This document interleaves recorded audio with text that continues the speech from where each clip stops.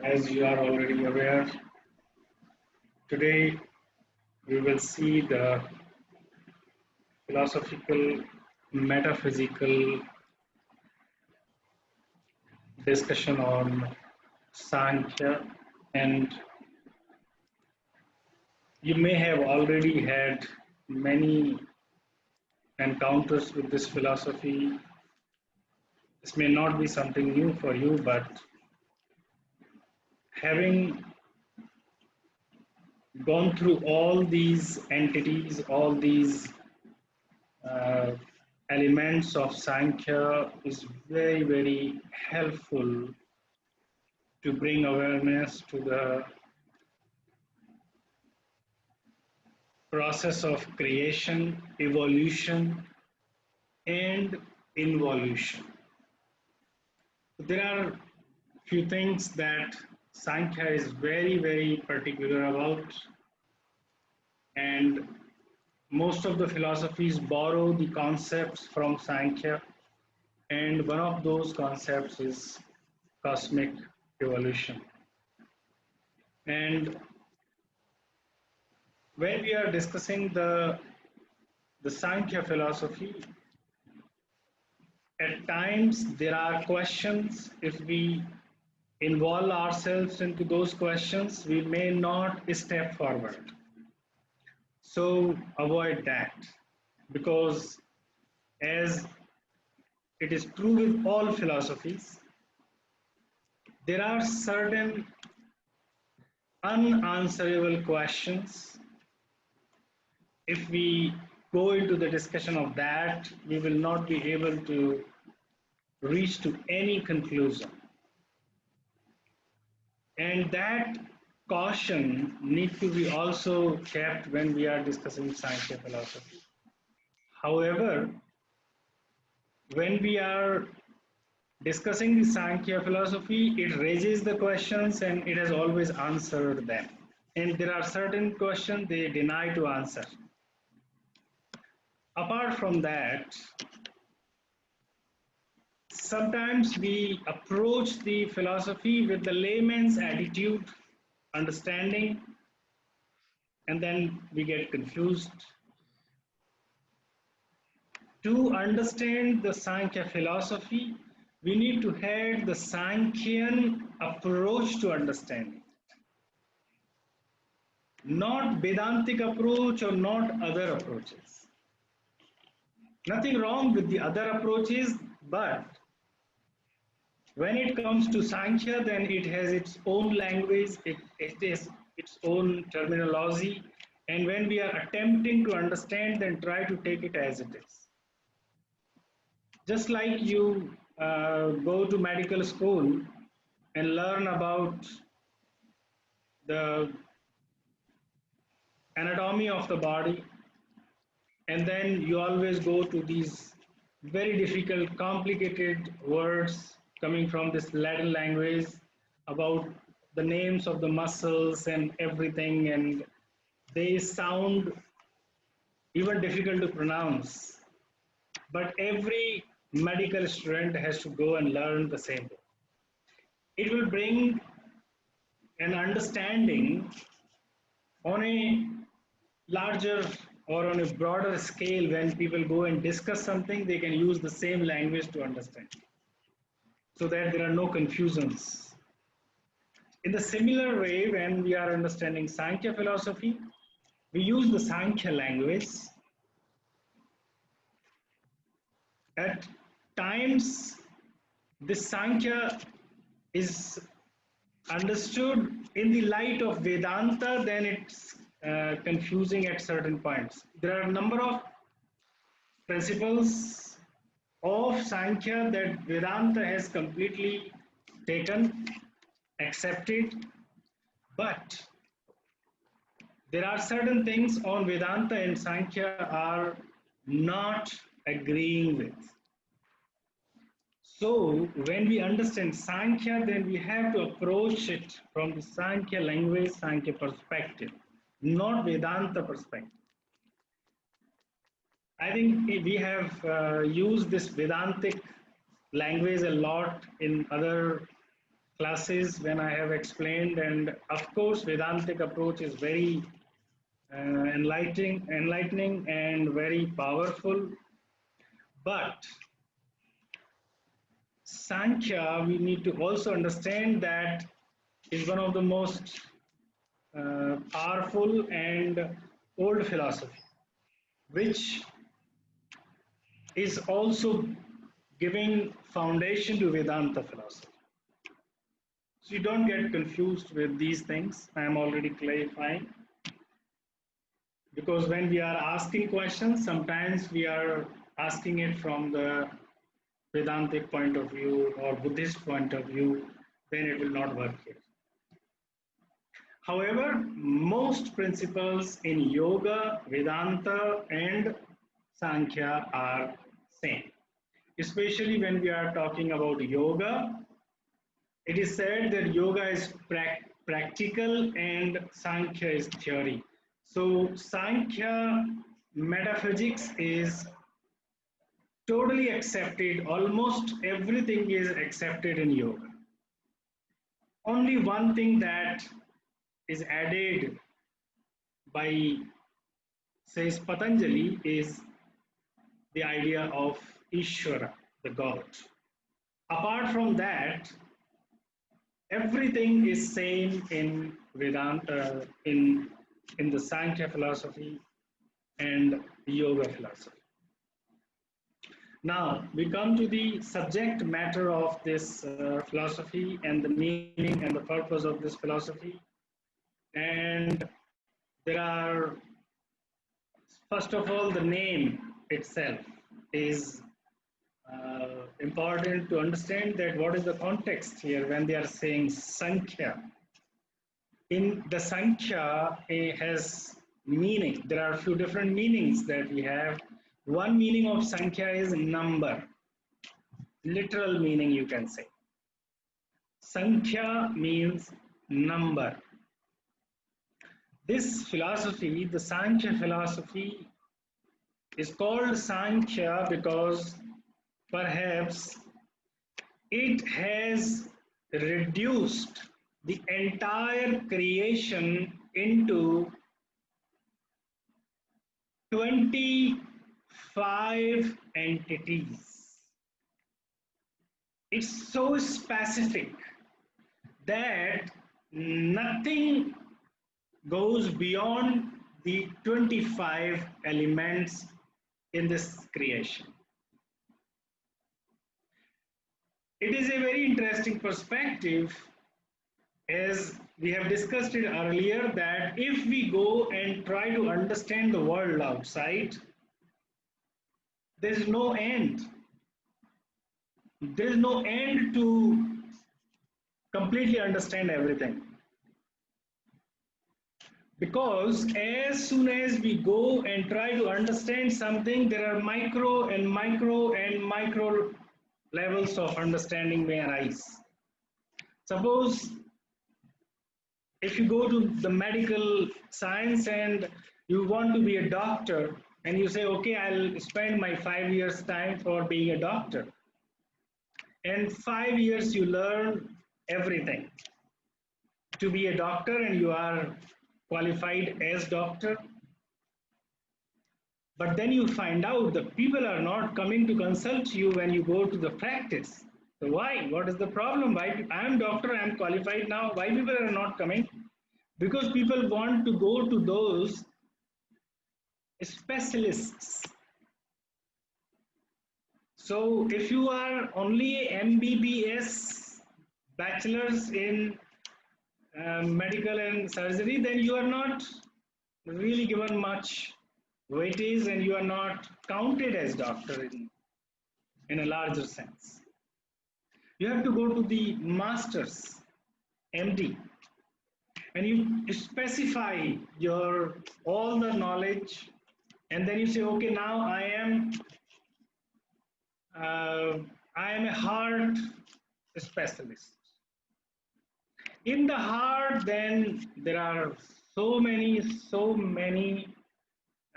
specialties that are coming up. so much that sometimes the doctors say, I don't want to be any more cardiologist because the cardiology is not answering my questions. I think this is one of the things that happened with this Dr. Dean Ornish, who has developed a program called Reversal of Heart Disease.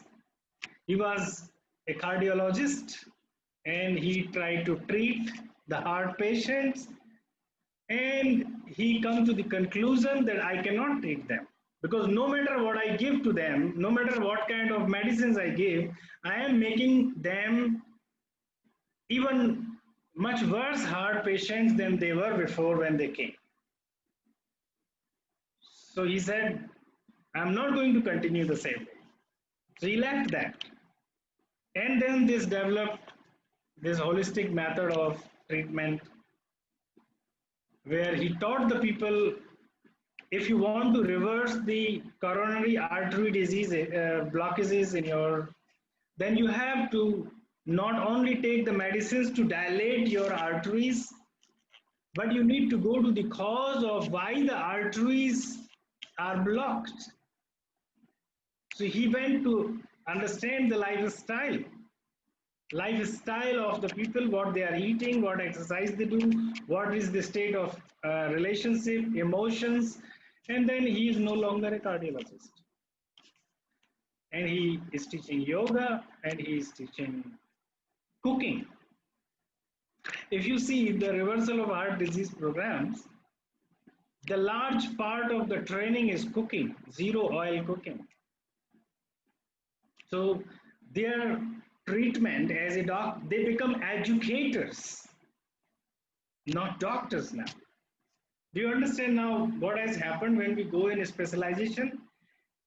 Yes, it can continue. Like if you are a specialized, if you are specialized in the bones, then joints, and then you say, okay, I only specialize in yoga-prone injuries, because when there are large yoga practitioners, they hurt their knees, back, neck, and they practice yoga. Because they practice yoga, so they have to see a doctor. So some smart people, they are doing this, especially the chiropractors, osteopaths, and the orthopedics is no more interesting because orthopedics cannot do anything. Orthopedics is only helpful when your bones are broken, and only the thing they do is fix it at the right place. The rest, everything happens by itself. You do nothing to joint your bone. Maybe you get so much specialized one day you say, I will treat your little finger only. But what about the ring finger? No, I'm sorry, I'm not the ring finger specialist anymore. This is joke, but I'm not serious. Huh? Sometimes I'm joking. Don't take me literally. So, what is the point? If we go and understand everything in that way, there's no end. In any discipline, if you go into the astrophysics, then there are so many aspects of it. Anyway, the point is that if we really want to understand the evolution, the cosmic evolution, then we cannot go this way. We will not be able to reach to any conclusion. We have to look for some other ways. And that's where the contribution of Sankhya is. Because Sankhya has very, very clearly explained the cosmic evolution. And this process of evolution, they have reduced everything to minimum, and that is 25 principles only. If you know these 25 entities, you know everything. That is the contribution from the Sankhya philosophy. The another meaning of Sankhya is perfect knowledge. because it's very precise. Only 25 things we have to understand. If you want to understand the whole universe, whole creation, understand 25. So it's so precise, so accurate and perfect. So it is called Sankhya philosophy. So Sankhya is enumerating ultimate objects of knowledge. And in the Sankhya philosophy, again, when we are looking at this, okay, why all this understanding of this? What is the use of this understanding the cosmic evolution? Then the prime cause of it is to put an end to suffering. It is not just for the sake of, okay, I have to understand this whole world outside. No, not for that sake. It is for the sake of putting an end to the suffering. And Sankhya has defined the suffering is of three types. Adhyatmic, the spiritual pain, spiritual suffering.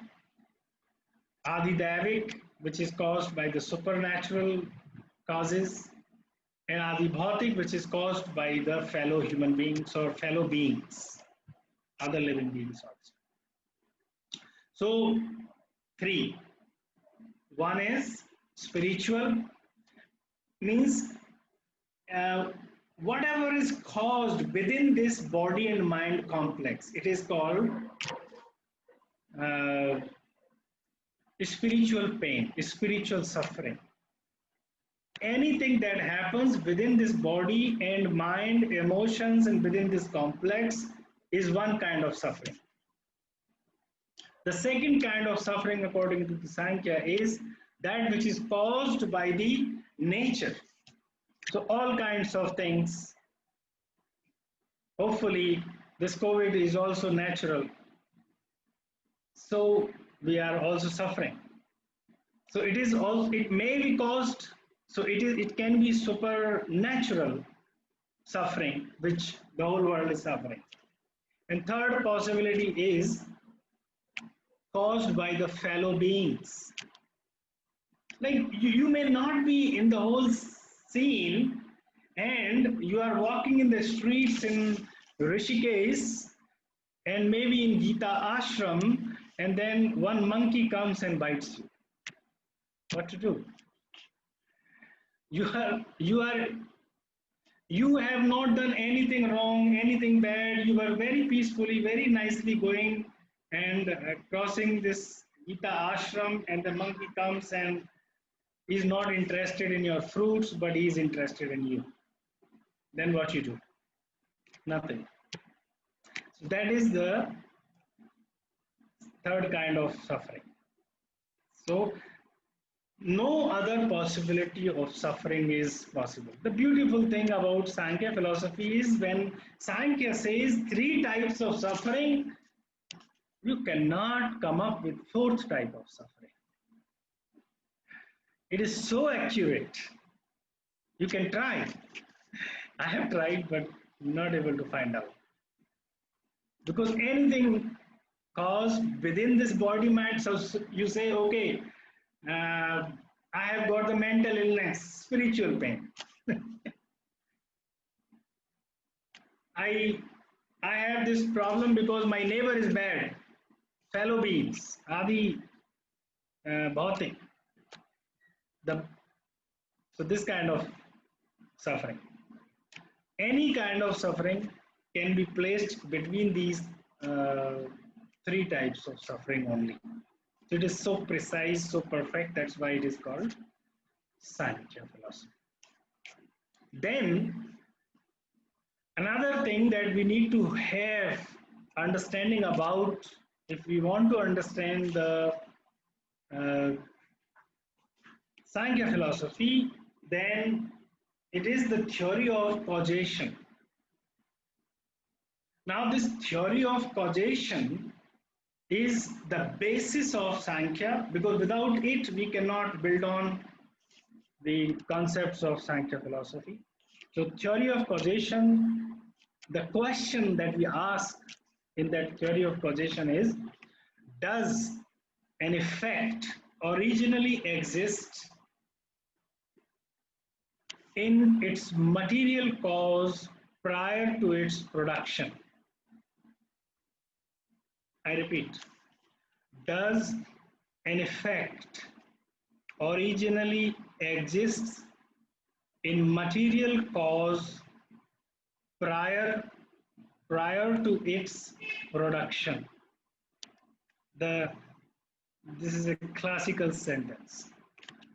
Simply, if you want to simplify the sentence, then anything that which we see is a production.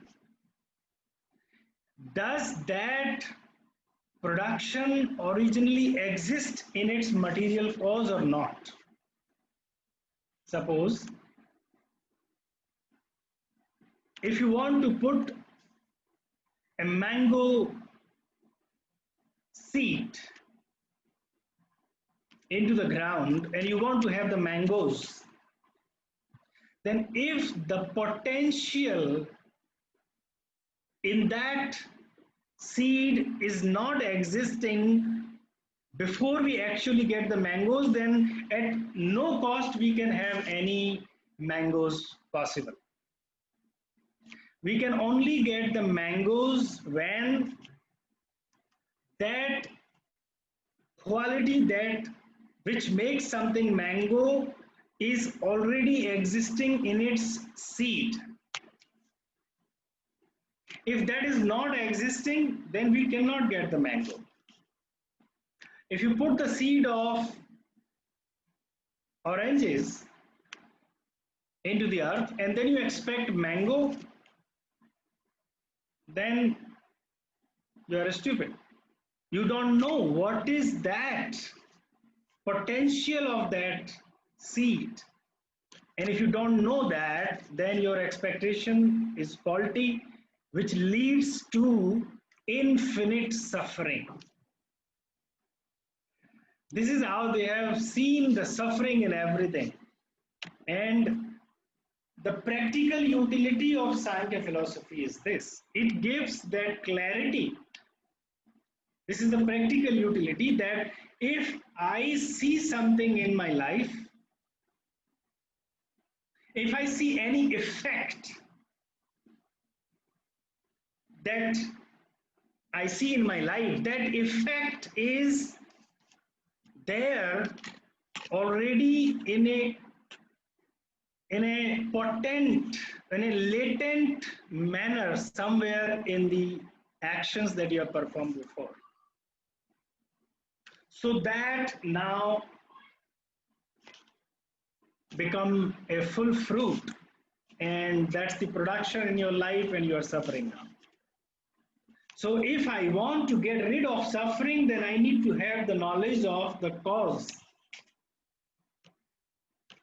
If I know the theory of causation, then number of things I can resolve myself.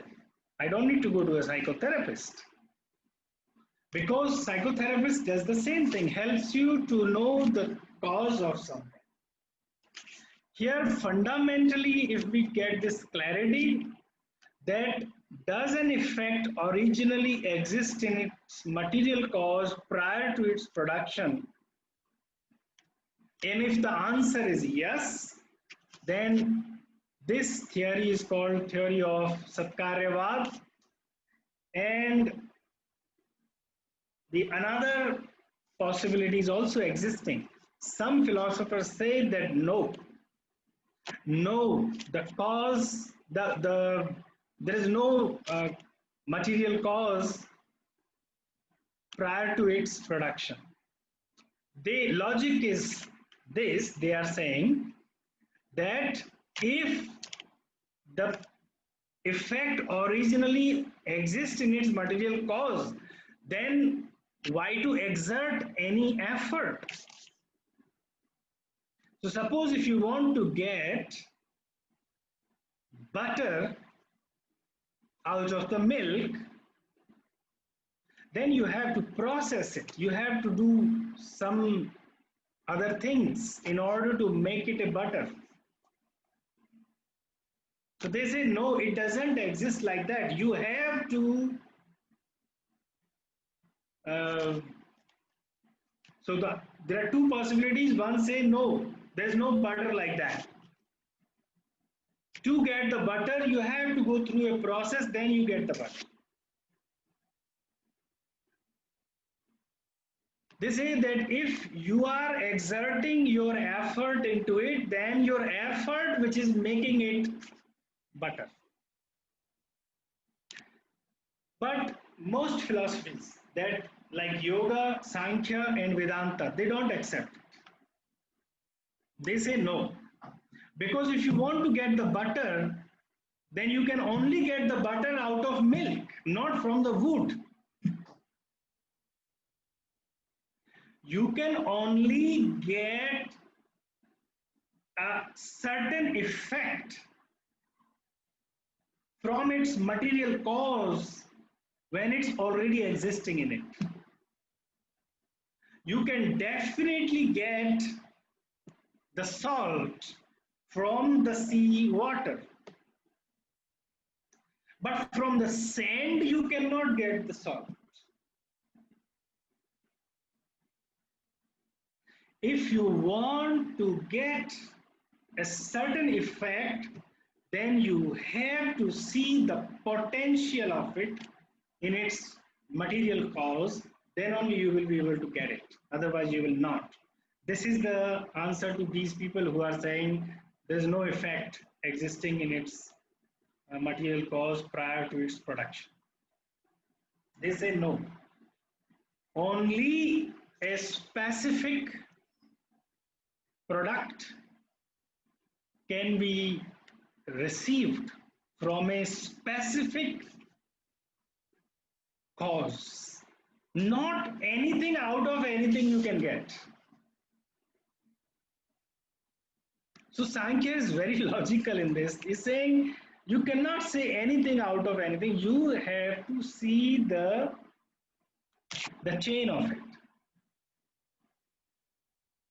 Because if that effect does not exist, then no power can bring that production. If that effect does not exist in its material cause, then no power can bring that.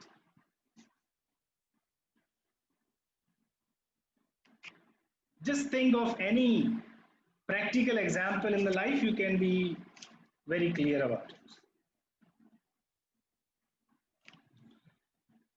If there is no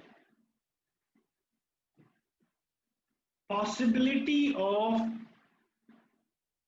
having this cause of production in its material cause, then it cannot be produced. If you want to make a table, then from the wood, you have to put the effort for sure. You just go and get the wood from the tree does not become table. To make it table, you have to put an effort into it. Now, in the same way, if you want to have a certain type of table, then you have to look for a certain type of wood. If you want to have a certain quality to your production, then that quality must exist prior to its production in the cause. Suppose, if you want to make, suppose a pot, and you need a clay for that pot, then not from any kind of clay you can make a pot. If you know if you have ever done any pottery, then you know that there should be certain characteristics and qualities of that sand which has that capacity to be molded in different shapes. I don't know if you can make a pot out of the sand from the ocean. Can you? No. To make a pot, you have to get the soil, and there should be some quality in that soil. And then, of course, there is a long process. Not anyone can get the pot out of a clay. You have to have a certain skill set in order to get the pot. Not any Tom, Dick, and Harry go and make a pot. You have to go through a certain process in order to prepare that soil, that mud, and then you make a pot. And you have to have this, all the knowledge of that.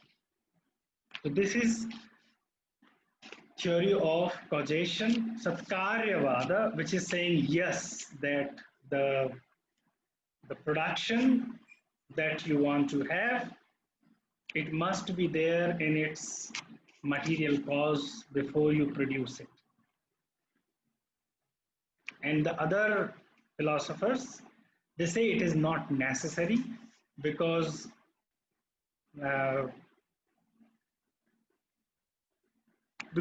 you are bringing that effort into making it. Now, from here up to here, Vedanta is also agreeing with this concept. Now, one more change comes here, and that is whether this, if I have transformed, suppose, clay, theory of causation, Sat Karyavad, Sat Karya and Vad means doctrine of existence of the effect in the cause. Yeah, it is called in English the doctrine of pre-existent effect in the cause. Means the Satkaryavada is called like that. Now from here there is a twist in the story. Whether this change, suppose you made the pot out of a clay, then they say that the transformation, whether this transformation is real or not real, and that's where there is a point of difference between Sankhya and Yoga. Up to here, the Vedanta and Sankhya. Up to here, Yoga, Sankhya, Vedanta, all three accept the same thing. There is effect that is already existing in its material cause. Yes, it is there. Now, whether the effect that you have brought with your effort, that effect is real or not real. Vedanta says that effect is, or that transformation is apparent, not real. Means that if you see this pot in your hand, which is made of the clay, it is not real, but it has just changed its form. It is not transformed completely, and in whatever the transformation you see is illusionary. It's not real. Sankhya says that no, it is real. That is the point of difference between Sankhya and Vedanta. Very clearly understand, whenever there is a confusion, that's where the confusion is. And clarify it. Sankhya says that everything that you see is real. Vedanta say except Brahman, nothing is real. Everything else is false or illusion or Maya, or it is apparent. It's not real. But Sankhya says that no, it is real. If you have changed the milk into the yogurt, into the butter, into the ghee, whatever you want to make out of that, then this transformation is real. However, Vedanta says that this transformation is apparent. Basically, it is nothing but that original thing. So, in the same way, Vedanta has this point of difference. Everything that we see according to Vedanta is illusion.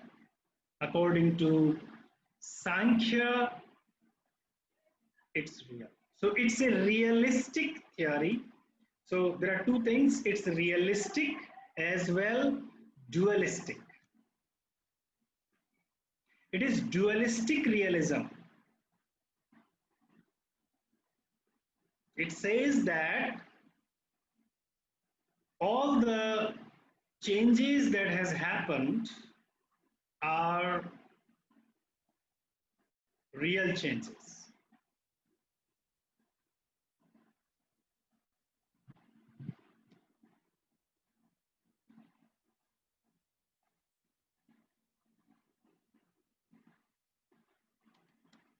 Okay, so this is the idea of the Sankhya philosophy.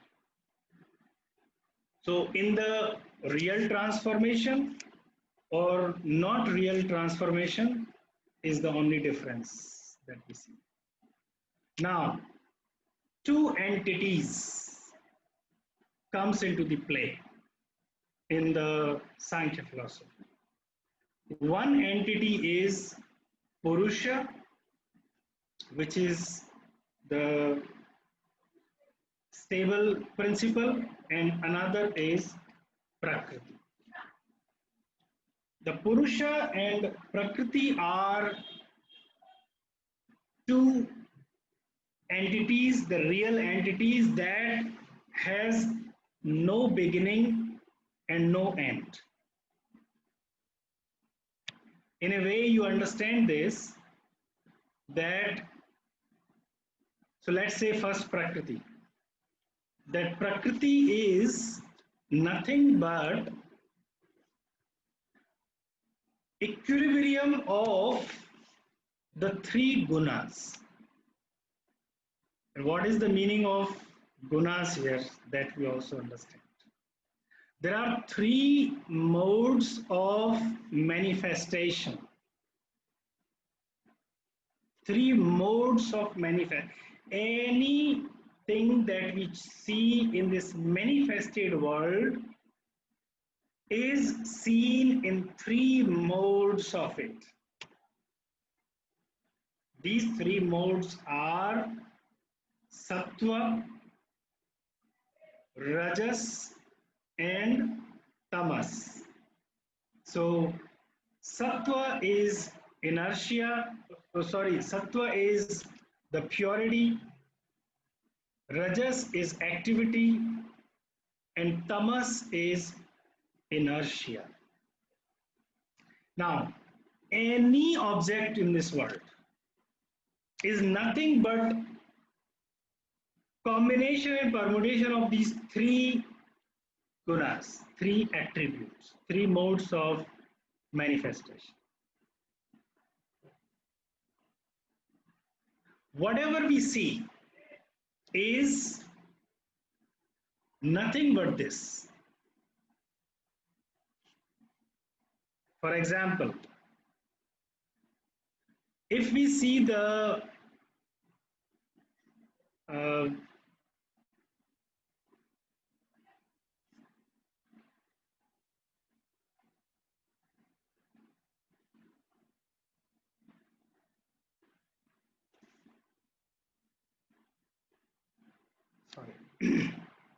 so Prakriti is the equilibrium of the three gunas, sattva, raja, and tama. Classical example to understand that. is example of a wick. This example of wick is showing us all the three things that they exist in us simultaneously. Means anything that we see in this creation must have these three gunas in it. If one of these gunas is not available, this will not exist in its material form. Suppose if we take an example of candle, the waxed or the solid part of the candle is tamas, which gives the stability, shape, and holding.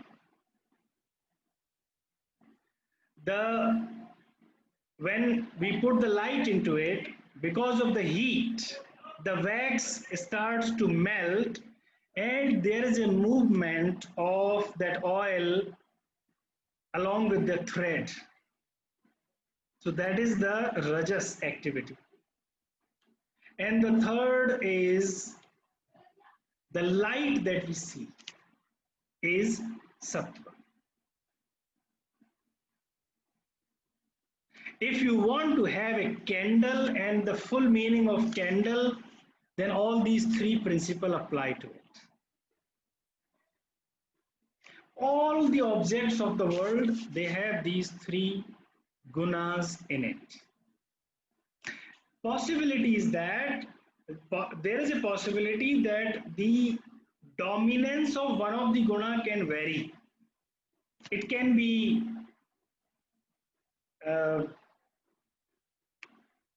dominance of sattva, then there are some consequences of that. If dominance of rajas, then consequences are there, and the consequences are there when there is also the dominance of tamas. So all these three has a possibility of dominance, and depending on that dominance of it, we label it. For example, if you want to understand even a thief or any worst person in this world must have had all the three elements in it. Even though it seems to be there is no possibility of having sattva in someone. But it's not, suppose let's take example of thief or the community of thieves. In community of the thieves, it is very much tamasic or rajasic kind of work that they do. It's not sattvic. But one thing that they maintain sattvic in it is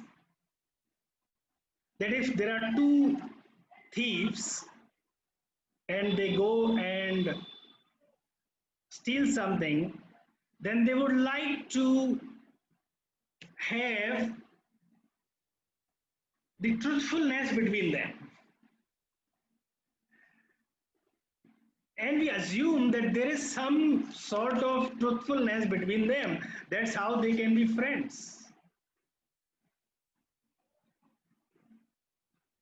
Are you with me? That there is sattva principle between them. That these two thieves, that they are doing this tamasic kind of work, but in this whole process, there is a process of purity. They expect at least, suppose there is no purity, then they both will die. They will kill each other. This is what happens in this mafia world and all this, wherever there is this kind of black marketing or any kind of behavior that these people do. But there is a sense of truthfulness, purity between them. And these two thieves, if they don't have it, they will kill each other. It means that we cannot do any sort of this work of stealing if we don't have this principle of sattva. In the same way, all the things that are happening in this world, this is the principle that is maintained. And one more example of it, which is very practical from the spiritual point of view, and that's why the whole idea of spirituality is making sense. That is, if we were suppose 100% tamasic, then there will be no chance ever to transform. Because we have all the three gunas, at one point of time it is possible that one person has 99% of tamas or rajas, but there is 1% sattva, so you can come back from there. Also true in opposite sense, no matter how purity you have reached, you can always fall from there. And spirituality means that you are accepted in your lowest form, in your lowest possibility, when you are dominated by tamas or rajas. Because there is sattva, so you are always accepted. And you always have the fair chance to come out of it. That is another beauty in Sankhya, which is saying that you do not put anything into one direction and say it is this only. No, it cannot exist. So we see the both kinds of transformations that happen in people's life. There are so nice, genuine, beautiful people that they may have converted into a criminal due to certain possibilities, some situation. And it is not the end of the story that this person has become a thief, dacoit, murderer, no matter what. They come back, they have the possibility at least. Whenever there is a possibility of a situation where the sattva can grow, they will grow. There is a question. Yes, anyone who is killing or doing anything, sociopaths or no matter what, there's no possibility of having no sattva in them. They must have it in order to remain as humans. However, as I said, there can be a very, very low percentage of sattva. Because even when somebody is murderer or sociopath or what, transformation is possible. And it's not so surprising if we see the very big transformations actually happen to these kind of people only. But this kind of transformation does not happen to us. Who has mix of 33% of everything, then we remain there. Yeah, what are you saying? I just wanted to ask, the thrill of it, because killing, let's say in this situation, killing offers pleasure. Can that be considered some sort of a light, or maybe it does not? So it is always a possibility of transformation and not what they're doing. They can kill or thrill, but whenever they reflect, there is a possibility to transform that.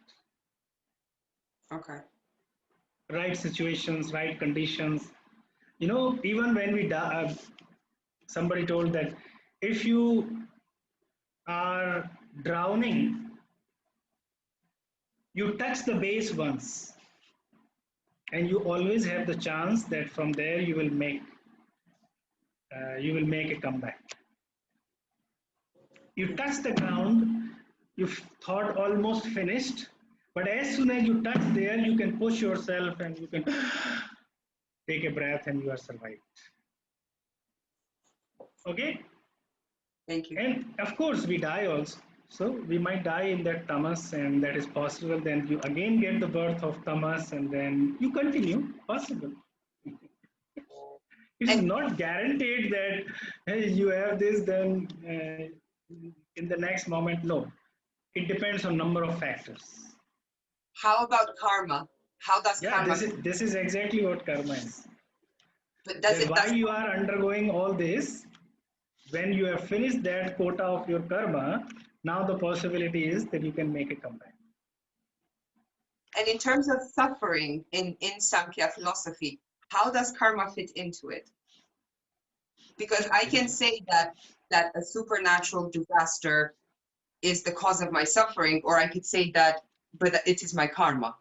No, You can't. no, you cannot, because you forgot one principle of it. No Which is, matter what, you have to start afresh yes, from this moment. yes, yes, If, yes. if you don't make a start, then of course you can continue to suffer and keep saying it is your karma. Nothing is possible to be done in that situation. And Okay, that's what we do. thank you. When we manipulate, then we manipulate exactly in the same way, forgetting the fact that I can start in this moment, owning all the responsibility and the consequences of whatever has happened. There is a possibility that the thing seems not, uh, may not be seen that I am doing anything in it, but no matter what, you cannot continue to be in the dirt. Suppose in somehow you have fallen into a dirty place, and then you say, oh, this is my karma. No, go and take a bath, clean it. Very simple. It doesn't look that complicated, because Sankhya says that put the things into the minimum, not infinite times. That's where the whole cause of suffering is, that ignorance, that oh, this is this and I continue to be there. This is the idea of ignorance that comes into Sankhya later on. That is the cause of suffering they have explained. Okay, so the Prakrati, now understand that these three gunas are existing in its uh, equilibrium. And now another few things are that this Prakriti, because we have already said the theory of causation, and this will be a problem now if we don't clarify it. They say, okay, everything that you see is caused by something. And Prakriti is that mool means the root. Root of everything is Prakriti. Then the question comes, what is the root of Prakriti? You cannot ask this question, because Sankhya says there is no cause of Prakriti. Prakriti is uncaused. Prakriti is eternal. Prakriti is all pervading. Beautiful thing, again, very similar to this theory of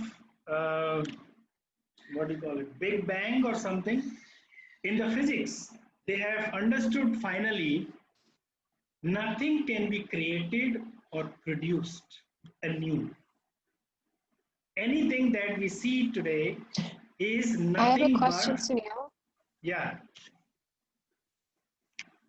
Sorry, I didn't want to interrupt you. My question is, isn't there a myth or a story within the philosophy that says that It was Brahman who opened his eyes, and It that's is what. not in Sankhya. Okay, that's what I This just checked. story is in Vedanta, Thank you. in Bhagavad Gita. Okay. So they say Prakrati or Purusha both are born out of the womb of Brahman. Okay. Okay? So it is in Vedantic understanding that this is where the main difference is, that Sankhya begins from here, from Prakriti and Purusha. Vedanta says there is Brahman, and this Brahman was in this eternal peace.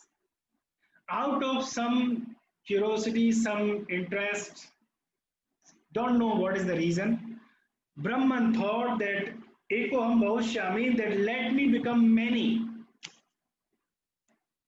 And then Prakriti born out of that womb of Brahman, and that's where the creation began. Okay?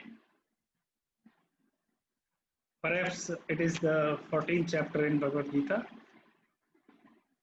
First few verses explain that. But Sankhya has no theory like that. Sankhya says very clearly, Prakriti is causeless. Prakriti has no beginning and Prakriti has no end. Just like energy has no beginning and it has no end. So Prakriti is uncaused, Prakriti is eternal, Prakriti is all pervading, and it's always ready to produce the objects of the world. But what caused Prakriti? No question, because there is nothing like that. It was there. Even now, Sankhya says that there are few more questions comes like that.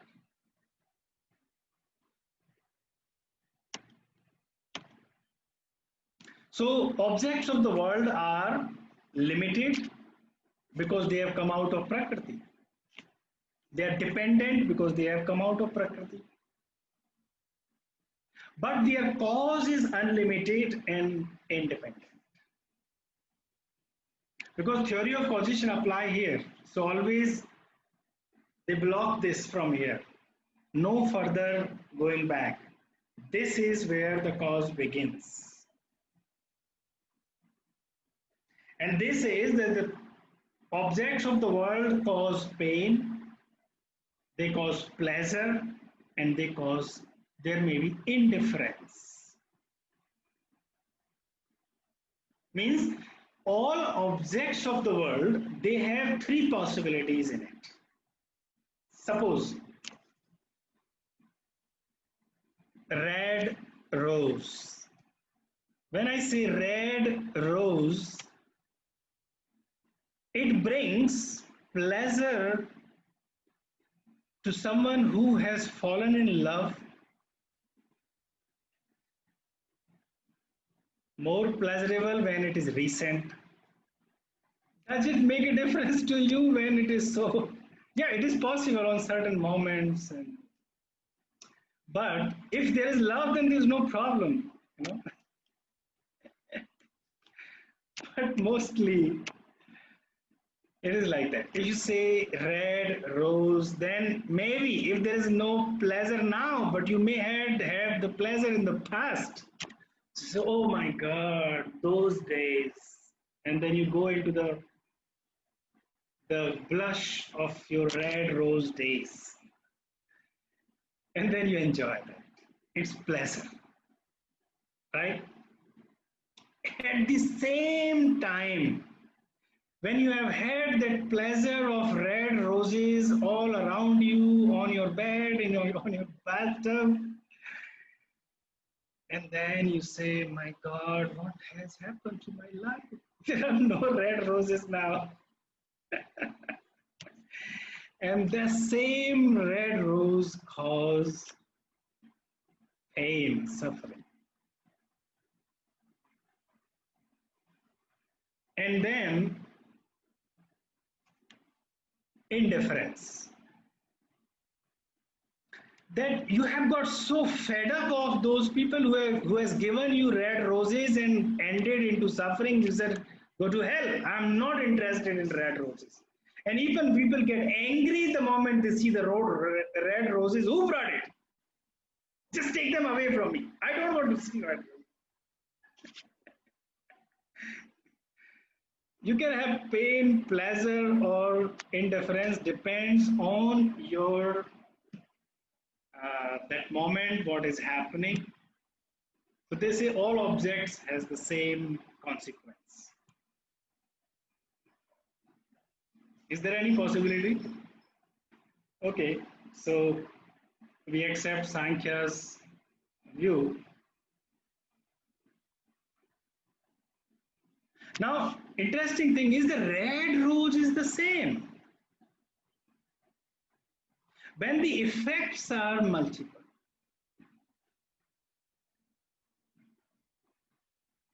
This same red rose means it has a common cause. So what you are projecting out of that is your own creation. It depends on the background, what is there in that background. However, the red rose is just red rose and it's just enjoying itself, doing nothing there. So the results depends on your internal states, your processing. That's where this whole evolution will be helpful to understand that. And very interesting thing. An effect arises from its cause. And again, it goes back when it's the moment of destruction. The red rose came out of the earth, the mud became the red rose and goes back to it. Means that this Prakrati from which everything has caused goes back to it when it's destructive. Prakriti is having that wide existence, that it's the creation and it's again taking it back into when it is destructed. Okay, so already answered that why, what is the cause of Mool Prakriti? There is no cause of it. It is the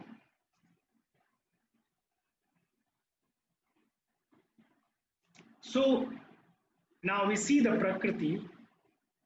That this Prakriti is nothing but all these three gunas intervened, like the strands of a rope or your what do you call it? Your hairs, when you bring these three strands and then you make, what do you call it? It's a braid. Right. Great for you. Yeah, you are a good example of that. You have so many braids. Sattva, Raj and Tama are Sattva, Raj and Tama are your braids. Exactly like that. When you make a braid, it's intertwined. All the three strands that you take and then you. So this is how the gunas, they cannot be separated. The gunas are intervened, but they cannot be perceived. We cannot perceive gunas directly, but we can infer them. Depends on their effects. We can't see like, oh, this is the tamoguna in this part of your body right now, and this is sattva-guna and this is rajoguna. Not like that. They are intervened, but depending on the effects that you are showing. So one day you put your alarm and then you say, I don't want to get up. This is the effect of your guna, tamoguna, inertia, that is showing that you are dominated by that. If you are listening to this lecture right now and lying on a couch, sofa, completely like Elena, it's morning time. It's because of the perhaps little dominance of tamoguna. But somebody who is sitting in the yoga hall in a meditative state means sattva-guna, and somebody who is keep changing the positions 100 times is rajoguna. Huh? What do you say? Say it again. I said it's because it's raining. Huh? I am not asking for any. We are just trying to understand. So depends on that, your sattva, raj and tamoguna can be perceived or inferred. Okay, it's not necessarily true. It is just an inference. From sitting here, when I see, okay, you may be in the dominance of tamoguna because it's raining, so the rain makes your body like that. It's inference, but not necessarily you are in the effect of tamoguna. Okay, happy now?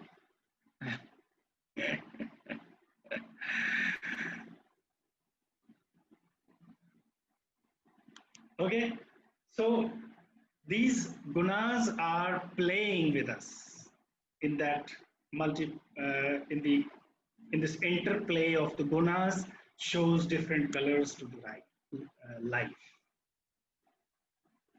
Now, another thing that is helpful to understand the things are the Purusha. I thought I will finish this in this class, but seems like I'm not able to do that. And we have only left with 8 minutes. So we will have to have some extra time next time. And so I'll finish and we have to have another time for it. So sattva, raj and tama, these are the three gunas. Equilibrium of it is prakrati. Now, purusha, the another principle. And purusha is the another principle which is again very different than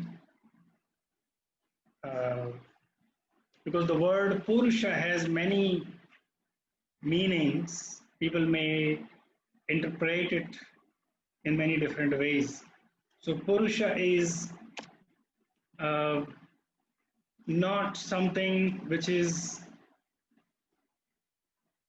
man, masculine energy. This is not the concept you should keep in mind, because when we say Purusha and then a lot of times Prakrati is considered as feminine, so Purusha is called masculine, and they think that this Purusha and Prakrati had a love affair, and because of that all the trouble started.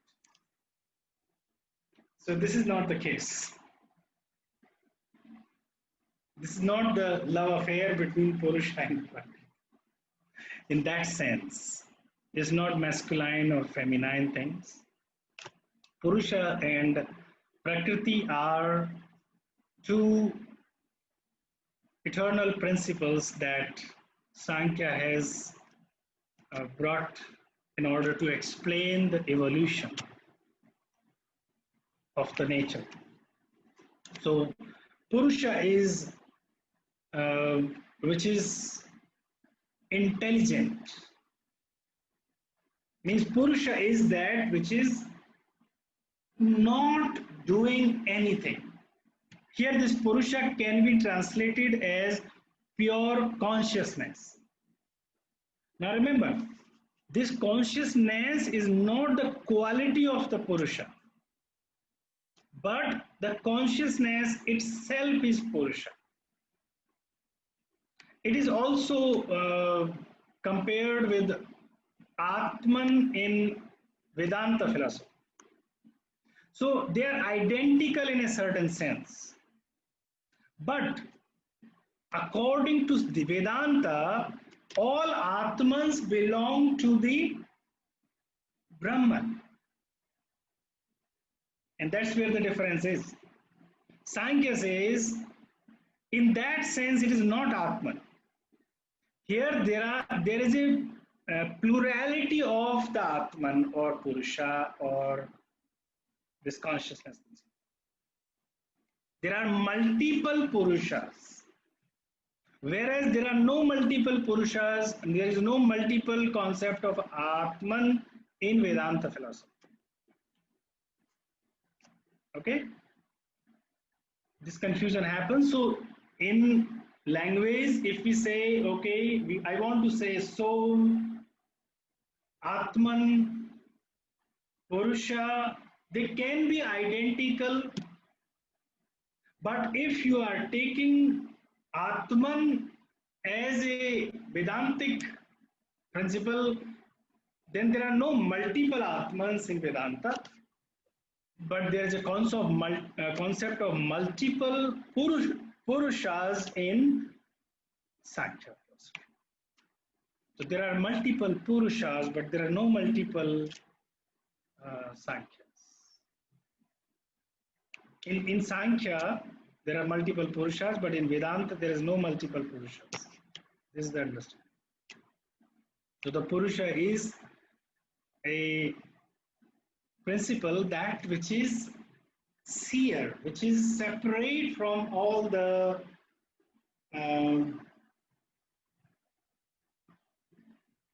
play, and it is witnessing principle. It is eternal consciousness, and it is distinct from the senses, body, mind, everything, and it is intelligent. See, what kind of intelligence is this? Who does nothing?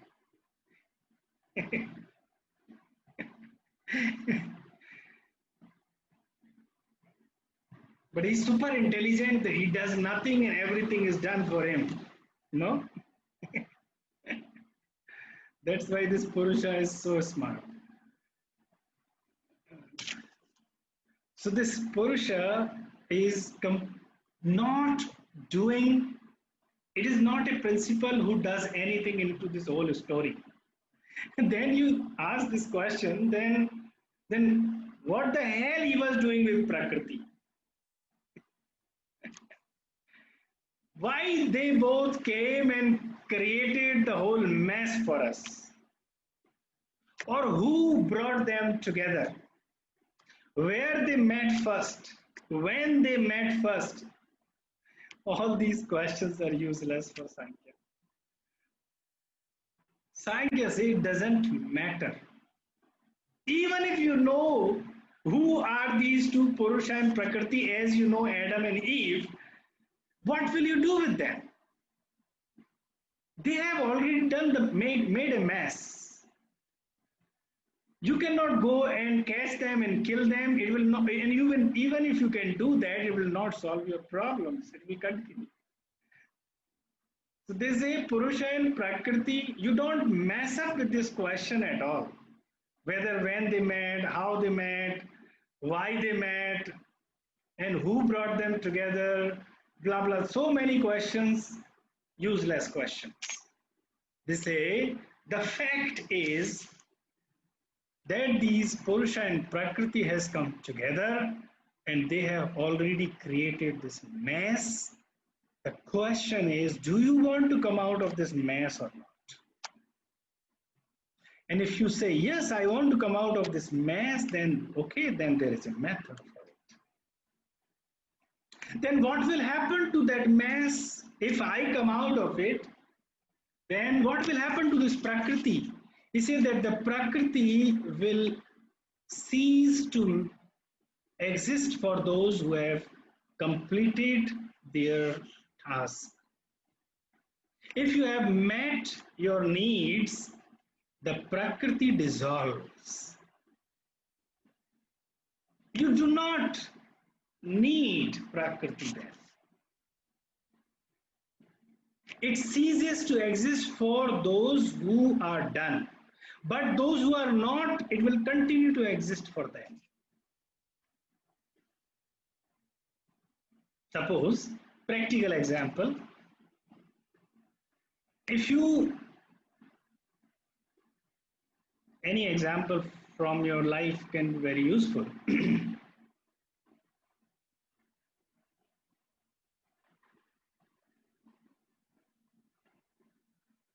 If you want to buy a car,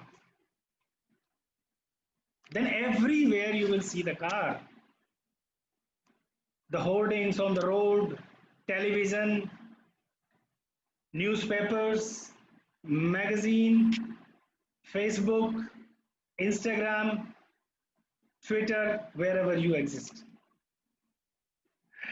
You will see only cars and the brands and all the colors, all the specifications. And the day you got your car, or maybe when you get less fascinated by it after some time, cars will cease to exist for you. Because you have already got your car and now creation has stopped.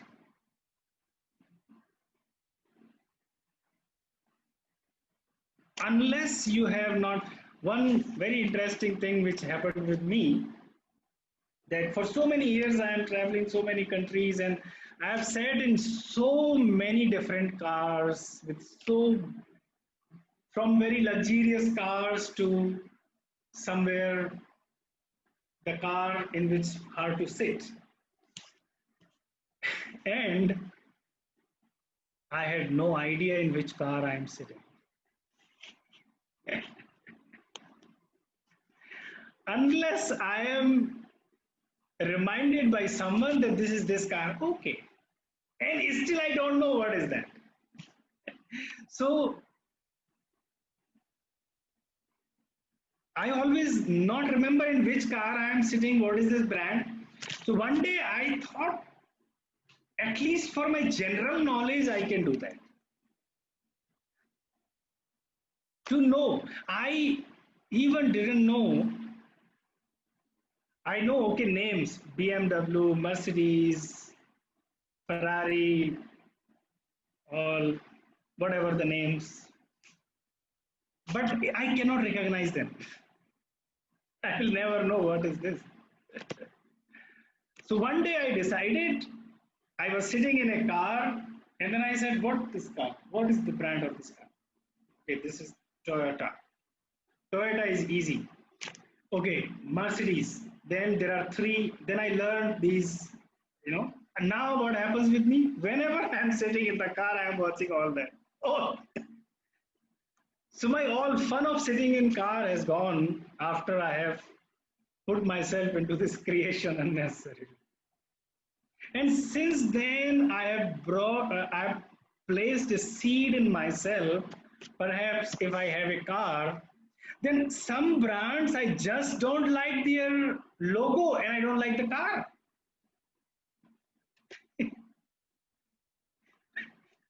Now I only like the car, the logo that I like. I have no idea how it looks like from inside and all that.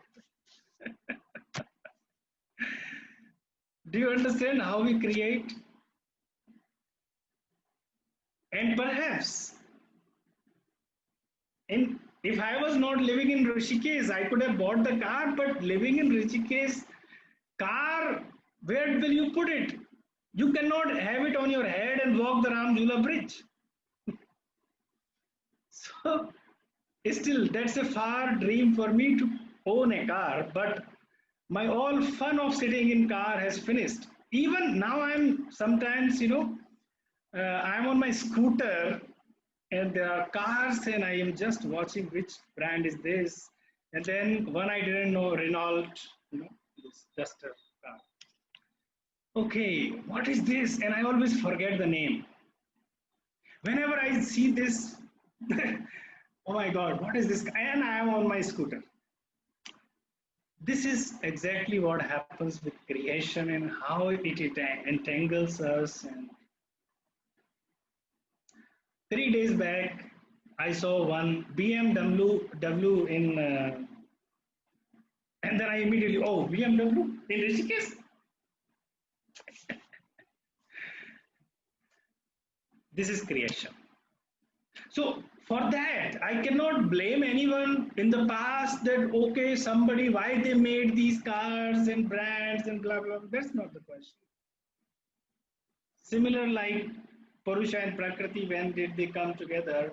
Okay, in my case, I know one day I was sitting in the car and somehow like Brahman thought, let me become many, and same way I thought, okay, let me know about the cars. I start to create thinking about cars. So this is the case with Sankhya philosophy also. It is teaching these. We have not completed. I think we need one more lecture for it. So I don't know if you have, even if you have finished your 6 classes, please join the next because I have to finish it, and then we will extend one more class for the later. Okay, so we will have one more lecture on Sankhya, and then we will be able to complete this. So far, if you have not understood anything from what I have explained,